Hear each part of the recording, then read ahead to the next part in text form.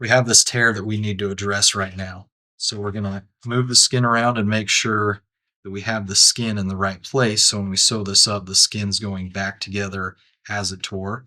And you can see that's our end point right there. So I'll go ahead and start.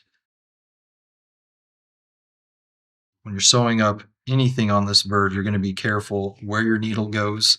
We don't want to bunch up any of the feathers or overlap them. And I'm only going in maybe 1/8 of an inch. We go in too far and then we're going to have feathers get caught up. Now you can see at this point we've made it back to the original spot where the skin tore. Sometimes I'll go a little bit farther down, and that's really going to strengthen this area from tearing again in that same spot. It's going to save you a lot of headache. I try to do most of my sewing before, during, or right after the washing process. While the skin's all wet, it's easier to work and avoid feathers instead of getting some of the down of the feathers caught inside my string.